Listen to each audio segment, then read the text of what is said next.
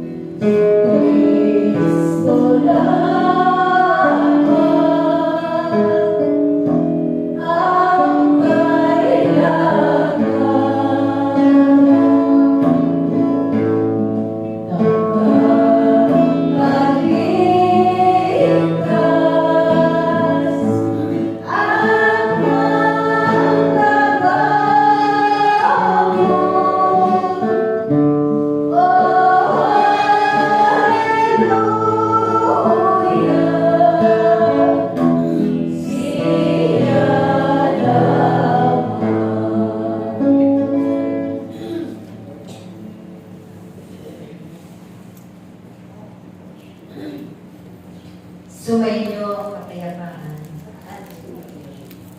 Ang araw na ito ay isang pagtitipon ng Diyos. Sa bawat kanyang pinilihan, itinalaga ng mga tagapanalangin sa lahat ng salot, sa lahat ng mga trahedya. Napakapahalaga ninyo ang aking mga anak dahil nasa dating hapon na ang karamihan sa inyo. Ang inyong mga hirap na buhay ay nariyan pa at patuloy pang binibiyayaan kayo ng mahabang buhay.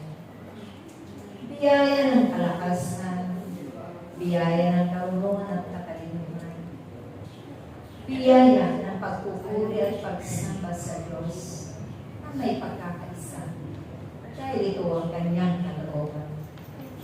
Naway pagbulay-bulayan ninyo ang lahat ng mga nagaganap sa ngayong panahon.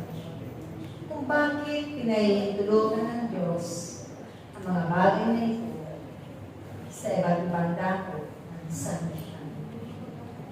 Pagamat man ito ay naitakda na sa kasagutan ng mga propeta. Subalit kung kayo ay patuloy na magkakaisa, iisang hangarin at damdamin, iisang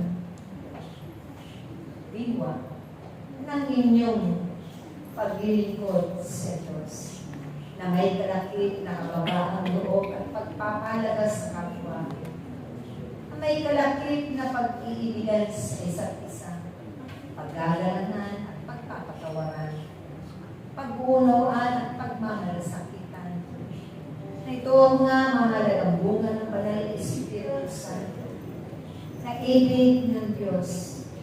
Ito'y sumainyong mga puso't kalooban at mapagsumikapan ng bawat nilikha niya sa mundo ito.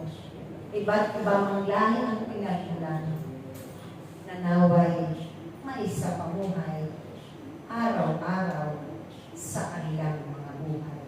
Hindi lamang sa inyo aking mga anak na kanyang itinalaga dahil ang mundo nito ay maraming mga mapaanyayang tukso ng pagkakasala. Samot-sari ang mga kasalanan sa pamamagitan ng kahinaan ng bawat tao. Subalit, huwag nawa na kayo magpapadala pa, lalo-lalo na kayo na sumayin na ang ipinagkatiwala niyang kapangyarihan, nakatatak na ang kanyang banal na pangalan.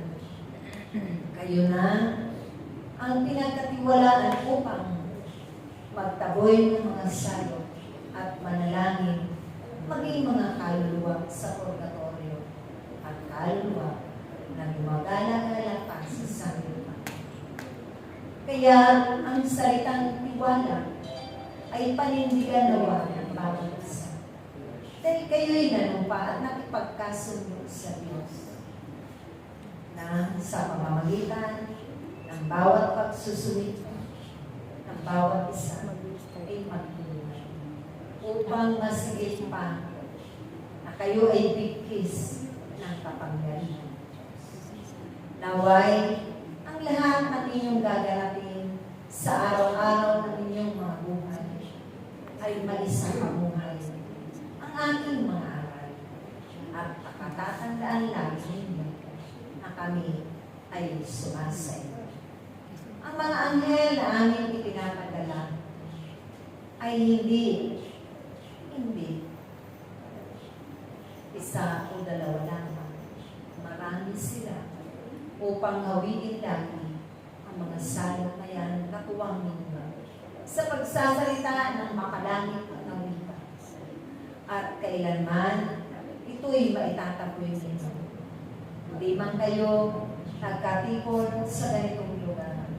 Nasa kanya kayong mga tahanan, magagawa ninyo maitapoy ang lahat natin.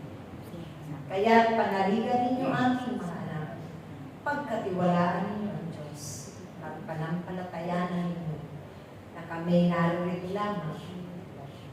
Pinagmamasdan namin ang bawat kilos ninyo, ang bawat pananalita ninyo, ang bawat mga isipan ninyo ay pati ng Diyos. Sa Kwaresmang ito, na muli ninyong gugunitain ang aking buhay, pagdurusa, pagtitiis. Makiisa kayo aking mahal. Ang mga tiis niya ay mumunti lamang.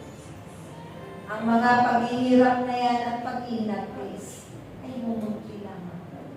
Subalit ang inyong mga kapwa at mga kapatid na naroon sa gitna ng disyerto ng kahirapan ng kanilang mga buhay, sila ay inyong ipanalangin ng lahat.